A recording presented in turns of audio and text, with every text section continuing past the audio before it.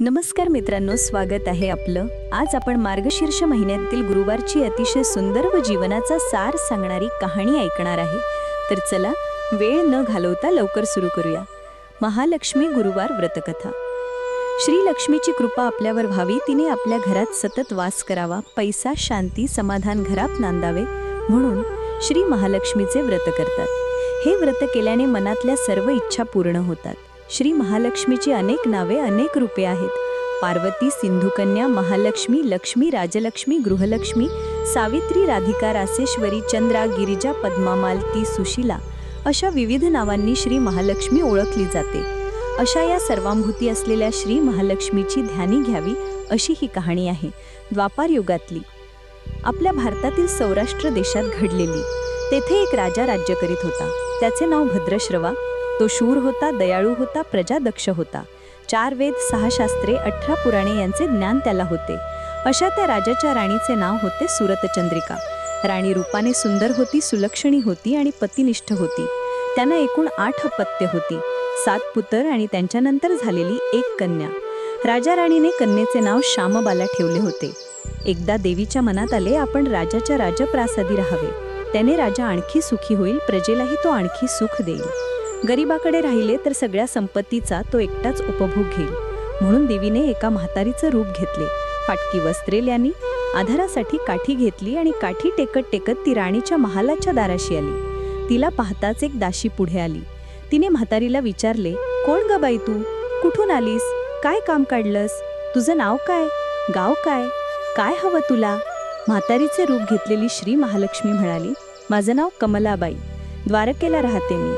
तुझ्या राणीला भेटायला आलीये। कुठे आहे ती? दाशी म्हणाली, राणीसाहेब महालात आहेत। त्यांना सांगायला गेले तर त्या माझ्यावरच रागवतील। तुला त्या कशा भेटतील? तुझा अवतार पाहून तुला त्या हाकलूनच देतील। तू इथेच थोडा वेळ आडुशाला थांब। म्हातारीला राग आला। ती संतापून म्हणाली, तुझी राणी गेल्या जन्मी एका वैश्याची पत्नी होती। तो वैश्य फार गरीब होता, त्यावरून त्या दोघांची नेहमी भांडणे होत। नवरा तिला मारहाण करी। या त्रासाला कंटाळून एक दिवस ती घर सोडून गेली आणि जंगलात उपाशी तापाशी भटकू लागली। तिची ती अवस्था पाहून मला तिची दया आली। मी तिला ऐश्वर्य, सुख आणि संपत्ती देणाऱ्या श्री महालक्ष्मी व्रताची माहिती सांगितली। त्याप्रमाणे तिने ते व्रत केले। तिच्या व्रताने महालक्ष्मी प्रसन्न झाली। तिचे दारिद्र्य संपले, तिचे घर संपत्ती समृद्धीने भरले, तिच्या जीवनात आनंद भरला। मृत्यूनंतर लक्ष्मी व्रत केल्यामुळे ती दोघे पती पत्नी लक्ष्मी लोकात वैभवात राहिले। या जन्मी त्यांचा जन्म राजकुळात झाला आहे। देवीच्या कृपेने ती आता राणीपदावर बसली आहे। म्हातारीचे बोलणे ऐकून दाशीच्या मनात जिज्ञासा निर्माण झाली। तिने म्हातारीला पाणी दिले, नमस्कार केला आणि म्हणाली, मला सांगाल ते व्रत? मी करीन ते नेमाने, उतरणार नाही, मातळणार नाही, घेतल्या वसा टाकणार नाही। म्हातारीने दाशीला लक्ष्मी व्रताची माहिती सांगितली। मग ती उठली व काठी टेकीत निघणार, तेवढ्यात राणी तरातरा महालातून बाहेर आली। फाटक्या वस्त्रातील म्हातारीला पाहताच ती संतापली आणि उर्मटपणे म्हणाली, कोण ग तू थेरडे? इथे कशाला आलीस? जा इथून।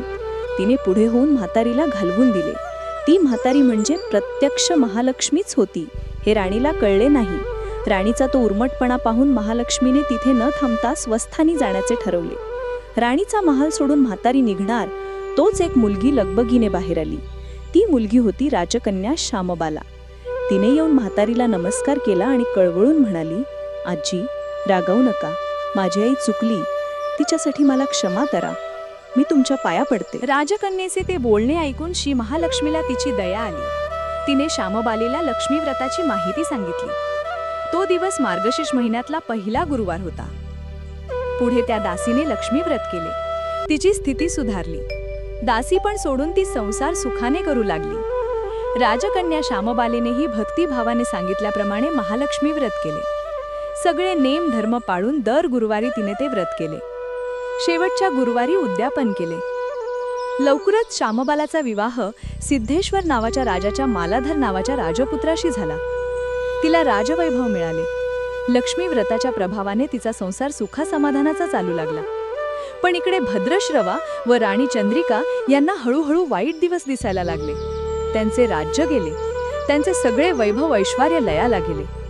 चंद्रिका राणी होती, ती स्थिती आता बदलली। अन्न पाण्यालाही ती महाग झाली। भद्रश्रवाला फार वाईट वाटे, पण तो तरी काय करणार? एक एक दिवस चिंतेने उगवत होता तसाच मावळत होता. एक दिवस भद्रश्रवाला वाटले मुलीकडे जावे, तिला पहावे आणि 4-8 दिवस तिच्याकडे राहावे. त्याप्रमाणे तो जावयाच्या राज्यात आला.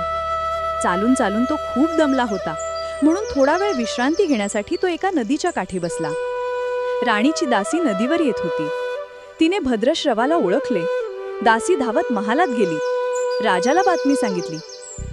श्यामबालेलाही ते समजले. श्यामबाला आणि मालाधराने रथ पाठवून भद्रश्रवाला मोठ्या मानसन्मानाने राजवाड्यात आणले आणि त्याचा आदर सत्कार केला. काही दिवस जावयाचा आणि मुलीचा पाहुणचार घेत भद्रश्रवा राजवाड्यात राहिला. आता परत जायचे विचार त्याच्या मनात घोळू लागले. जावयाला त्याने तसे सांगितले. जावयाने संमती दिली.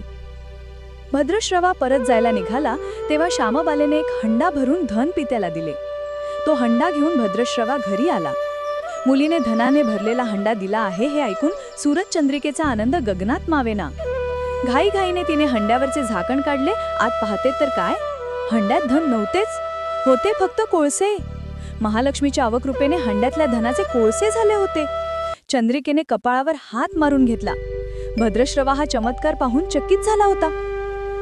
दुःखाचे दिवस संपत नव्हते, दारिद्र्याचे भोग सुटत नव्हते. सूरजचंद्रिकेला एक एक दिवस काढताना जीव मेटाकुटीला येत होता. एक दिवस सूरजचंद्रिकेच्या मनातही लेकीला भेटायची इच्छा निर्माण झाली. त्याप्रमाणे ती लेकीच्या घरी जाण्यासाठी निघाली. तो दिवस मार्गशीर्ष महिन्यातला शेवटचा गुरुवार होता. सूरजचंद्रिका लेकीच्या घरी पोहोचली तेव्हा श्यामबाला व्रताचे उद्यापन करीत होती. श्यामबालेने आईकडूनही महालक्ष्मी व्रत करवून घेतले. 4 दिवस मुलीकडे राहून सूरजचंद्रिका परत आपल्या गावी आली. लक्ष्मी व्रत केल्यामुळे काही दिवसातच त्यांना त्यांचे पूर्वीचे वैभव परत मिळाले. राज्यप्राप्ती झाली. पुढे काही दिवसांनी आई वडिलांना भेटण्यासाठी म्हणून श्यामबाला माहेरी आली. पण बाप भेटायला गेला असताना त्याला श्यामबालेने कोळसा भरलेला हंडा तरी दिला होता, पण आपल्याला मात्र काहीच दिलं नाही हा राग राणीच्या मनात होता. त्यामुळे श्यामबालेचे भावे तसे स्वागत कोणी केले नाही. राणीने एक प्रकारे तिचा अपमानच केला होता. पण श्यामबालेला आईचा राग आला नाही. ती पुन्हा आपल्या घरी जाण्यासाठी निघाली. निघताना तिने पूर्वी बापाला दिलेला हंडा परत घेतला. त्यात मीठ भरले व तो हंडा घेऊन ती आपल्या सासरी आली. स्वगृही आल्यावर मालाधराने श्यामबालेला विचारले, माहेराहून काय आणलंस? श्यामबालेने बरोबर आणलेल्या हंड्याकडे बोट दाखवले. मालाधराने झाकण काढून आत पाहिले तर हंड्यात मिठाचे खडे. मालाधर चकित होत पत्नीला विचारले, हे काय, या मिठाचा काय उपयोग? श्यामबाला म्हणाली, थोडं थांबा म्हणजे कळेलच. त्या दिवशी श्यामबालेने कुठल्याच पदार्थात मीठ घातले नाही. सगळे पदार्थ अळणी. मग मालाधर जेवायला बसल्यावर तिने सगळे पदार्थ वाढले. सगळे जेवण त्याला अळणी लागले. मग श्यामबालेने पानात थोडे मीठ वाढले. अन्न पदार्थात ते मिसळताच बेचव अन्नाला चव आली. हा मिठाचा उपयोग. श्यामबाला पतीला म्हणाली. मालाधरलाही तिचे म्हणणे पटलं. थोडक्यात जे कोणी महालक्ष्मी व्रत श्रद्धेने आणि मनोभावे करतील त्यांना श्री महालक्ष्मी प्रसन्न होऊन त्यांच्यावर तिची कृपा होईल. पण श्रीमंती आल्यावर सुद्धा माणसाने उतू नये. नित्य नेमाने श्री महालक्ष्मी व्रत करावे. देवीचे मनन चिंतन करावे, म्हणजे देवी सदैव तुमच्या पाठीशी उभी राहील, तुमची कामना पूर्ण करेल. महालक्ष्मीची ही कथा कहाणी गुरुवारची सुफळ संपूर्ण. ओम महालक्ष्मी नमः. ओम शांती. कहाणी ऐकल्याबद्दल खूप खूप धन्यवाद. कमेंटमध्ये जय महालक्ष्मी माता लिहायला विसरू नका.